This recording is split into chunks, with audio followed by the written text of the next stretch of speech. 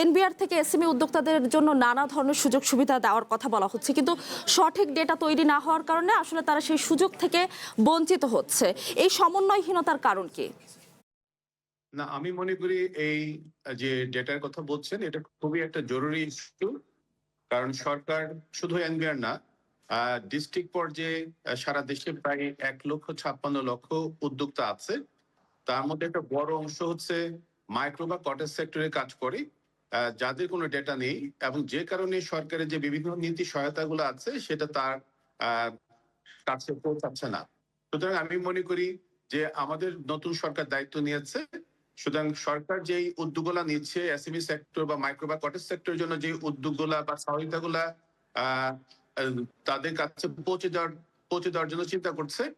এই জায়গাতে জেলা ভিত্তিক সেক্টর ওয়াইজ ডেটাটা খুব জরুরি হয়ে গেছে এবং সরকারের যে কর্ম পরিকল্পনাগুলো আছে জেলা ভিত্তিক, আমি বলতে যাচ্ছি যে সেই পরিকল্পনায় যাতে এই যে এসএমই বা মাইক্রো বা কটেজ সেক্টরে যারা আছে তারা যাতে সত্যিকার অর্থেই লাভবান হয়।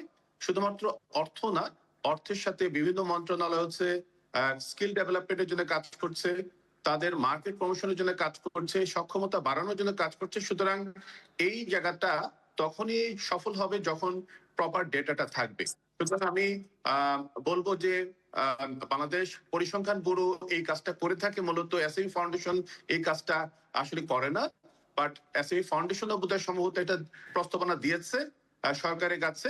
এই প্রস্তাবনাটা আপনার কাছে আরেকটি বিষয় জানতে চাচ্ছিলাম যে এই জটিলতা আসলে দ্রুত সময়ের মধ্যে নিরসন করার জন্য আসলে কি করণীয় এখন? আমরা মনে করি যে আহ, সরকার আলাদাভাবে চিন্তা করা দরকার। কারণ বাংলাদেশের অর্থনৈতিক উন্নয়নের জন্য মূলত যতগুলা পলিসি সাপোর্ট বা উদ্যোগগুলো নেওয়া হয়, বড়দেরকেই মূলত এই সুবিধাগুলি দেওয়াটা হচ্ছে।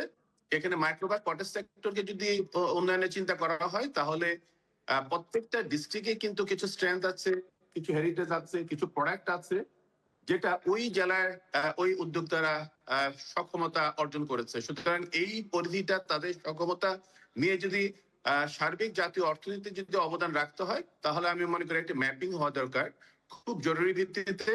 এবং গণহারে যে উদ্যোগগুলো নেওয়া হয়, আমি একটা এক্সাম্পল দিচ্ছি, একই ডিস্ট্রিক্টে দেখা যাচ্ছে যে অনেকগুলা প্রোগ্রাম নেওয়া হয় এবং সেই প্রোগ্রামগুলা এই ডেটার অভাবে কিন্তু তাদের দ্বার প্রান্তে পৌঁছানো সম্ভব হয় না।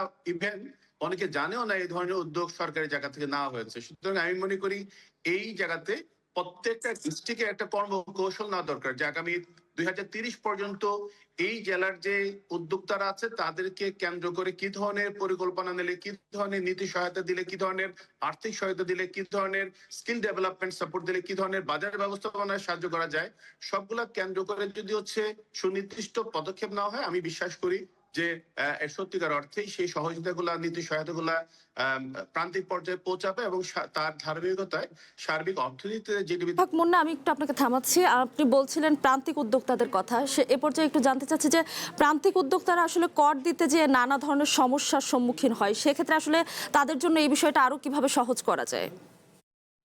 আমি মনে করি যে যে জিনিসটা দরকার সেটা হচ্ছে সরকার বিভিন্ন মন্ত্রণালয় বিচ্ছিন্ন বিক্ষিপ্ত ভাবে বিভিন্ন ধরনের উদ্যোগ নিচ্ছে। এই উদ্যোগগুলা, এই ইনফরমেশন গুলা আমাদের উদ্যোক্তাদের কাছে পৌঁছায় না, যে কারণে সেই সহযোগিতাগুলো নেওয়া যাচ্ছে না।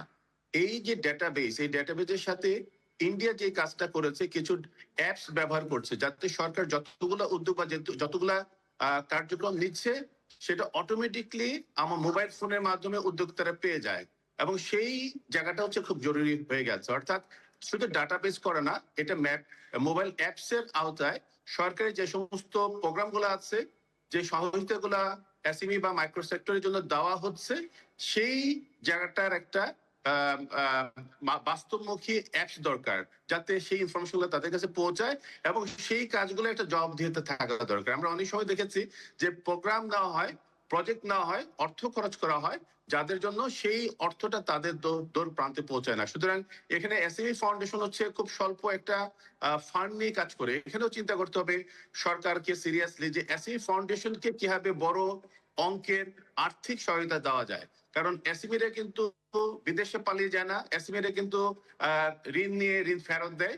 সুতরাং বড়রাই এই ঝামেলাটা করে। সুতরাং তাদেরকে কিভাবে আরো বড় অঙ্কের বিনিয়োগ করা যায়, বড় ধরনের সহায়তা করা যায়, সেই ক্ষেত্রে এসএমই ফাউন্ডেশনের পক্ষে বড় ধরনের আর্থিক সহায়তা দেওয়া দরকার। আদারওয়াইজ কিন্তু এসএমই ফাউন্ডেশন খুব অল্প কিছু ফান্ড নিয়ে কাজ করছে। সুতরাং সার্বিকভাবে এসএমইর রাশিদুল হক মুন্না, এই পর্যায়ে আমি আপনার কাছে আরেকটি বিষয় জানতে চাচ্ছিলাম, রাশিদুল কবির মুন্না, যে আন্তর্জাতিক বাজার ধরার ক্ষেত্রে আসলে নানা ধরনের সমস্যা দেখা যায়, সেক্ষেত্রে আসলে প্রশাসনিক এবং নীতিগত যে বাধাগুলো রয়েছে সেগুলো আসলে কিভাবে আমরা উতরে উঠতে পারি? প্রথমত হচ্ছে ইন্টারন্যাশনাল মার্কেটে বড় চ্যালেঞ্জ হচ্ছে রিসার্চ, প্রোডাক্ট ডেভেলপমেন্ট। সেই প্রোডাক্টগুলো উদ্যোক্তারা কিভাবে একটা ইউনিক ফরম্যাটে বা ইউনিফর্ম লেভেলে করবে, তার জন্য স্কিল ডেভেলপমেন্ট সাপোর্ট দেওয়া যায় কিভাবে, তাদের এই পণ্যগুলো ইন্টারন্যাশনাল ফেয়ারে খুব কস্টলি, ফেয়ার পার্টিসিপেশনের জন্য সেই জায়গাতে কিভাবে ফান্ড সাপোর্ট দেওয়া যায়। এপিবি কিছু কাজ করছে, এসএমই ফাউন্ডেশন কিছু কাজ করছে, কিন্তু পরিধিটা অনেক বাড়ানো দরকার। এবং সেই সাথে এই প্রতিষ্ঠানগুলোর কমপ্লায়েন্স সার্টিফিকেট সহ তাদের সক্ষমতার যে ঘাটতিগুলো আছে সেটা প্রতি 3 বছর কেন্দ্রিক রপ্তানি উন্নয়ন ব্যুরো সরকারের পক্ষে রপ্তানি নীতিমালা ঘোষণা করে, অর্থাৎ এই সম্ভাবনাময় যে রপ্তানি খাতগুলো আছে এটাকে মাথায় রেখে একটা সুনির্দিষ্ট পরিকল্পনা নেওয়া দরকার, যাতে ওই প্রত্যেকটা সেক্টর ওয়াইজ যে চ্যালেঞ্জ গুলো আছে সেই চ্যালেঞ্জ গুলো মোকাবেলার জন্য সরকার যে কথাগুলি বললাম, research, product development, skill development, technology এবং মার্কেট ডেভেলপমেন্টের জন্য যেই আর্থিক এবং নীতি সহায়তাগুলো দরকার, এটা বাস্তবমুখী উদ্যোগ নেওয়া দরকার। অর্থাৎ অনেক সময় দেখা যাচ্ছে কিছু কিছু বিচ্ছিন্ন বিক্ষিপ্ত ভাবে উদ্যোগ নেওয়া হয়, কিন্তু সমন্বয়টা থাকে না, যে কারণে বড় যাত্রায় আমাদের কাঙ্ক্ষিত লক্ষ্যমাত্রা পূরণ করা সম্ভব হয় না। সেটা খুব স্থবির বা স্লো ভাবে হচ্ছে। এই জায়গাটাতে সরকারকে চিন্তা করতে হবে।